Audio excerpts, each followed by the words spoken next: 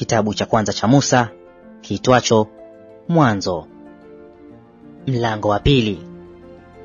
Basi mbingu na nchi zikamalizika na jeshi lake lote, na siku ya saba Mungu alimaliza kazi yake yote aliyoifanya. Akastarehe siku ya saba, akaacha kufanya kazi yake yote aliyoifanya. Mungu akaibarikia siku ya saba, akaitakasa, kwa sababu katika siku hiyo Mungu alistarehe, akaacha kufanya kazi yake yote aliyoiumba na kuifanya. Hivyo ndivyo vizazi vya mbingu na nchi zilipoumbwa. Siku ile Bwana Mungu alipoziumba mbingu na nchi, hapakuwa na mche wa kondeni bado, wala mboga ya kondeni haijachipuka bado, kwa maana Bwana Mungu hajainyeshea nchi mvua, wala hapana mtu wa kuilima ardhi. Ukungu ukapanda katika nchi, ukatia maji juu ya uso wote wa ardhi. Bwana Mungu akamfanya mtu kwa mavumbi ya ardhi, akampulizia puani pumzi ya uhai, mtu akawa nafsi hai. Bwana Mungu akapanda bustani upande wa mashariki wa Edeni, akamweka ndani yake huyo mtu aliyemfanya. Bwana Mungu akachipusha katika ardhi kila mti unaotamanika kwa macho na kufaa kwa kuliwa, na mti wa uzima katikati ya bustani, na mti wa ujuzi wa mema na mabaya.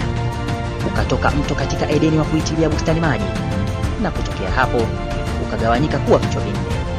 Jina la kwanza ni Pishoni, hiyo unaozunguka nchi yote ya Havila, ambako kuna dhahabu, na dhahabu ya nchi ile ni njema.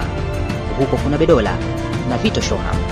Na jina la mto wa pili ni Gihoni, ndiyo unaozunguka nchi yote ya Kushi. Na jina la mto wa tatu ni Hedekeli, ndiyo unaopita mbele ya Ashuru. Na mto wa nne ni Frati. Bwana Mungu akamtwaa huyo mtu, akamweka katika bustani ya Edeni, ailimie na kuitunza. Bwana Mungu akamwagiza huyo mtu akisema, matunda ya kila mti wa bustani waweza kula, walakini matunda ya mti wa ujuzi wa mema na mabaya usile, kwa maana siku utakapokula matunda ya mti huo utakufa hakika. Bwana Mungu akasema, si vyema huyo mtu awe peke yake, nitamfanyia msaidizi wa kufanana naye. Bwana Mungu akafanyeza kutoka katika ardhi kila mnyama wa msituni na kila ndege wa angani, akamletea Adamu ili aone atawahitaji.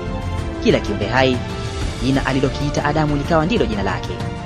Adamu akawapa majina yao kila mnyama wa kufugwa na ndege wa angani na kila mnyama wa mwituni, lakini hakuonekana kumsaidia Adamu aliyefanana naye. Bwana Mungu akamletea Adamu usingizi mzito, naye akalala. Kisha akatwaa ubavu wake mmoja, akafunika nyama mahali pake, na ule ubavu alioutwaa katika Adamu Bwana Mungu akaufanya mwanamke, akamleta kwa Adamu. Adamu akasema, sasa huyu ni mfupa katika mifupa yangu na nyama katika nyama yangu, basi ataitwa mwanamke, kwa maana ametwaliwa katika mwanamume. Kwa hiyo mwanamume atamwacha baba yake na mama yake, naye ataambatana na mkewe, nao watakuwa mwili mmoja. Nao walikuwa uchi wote wawili, Adamu na mkewe, wala hawakuona haya.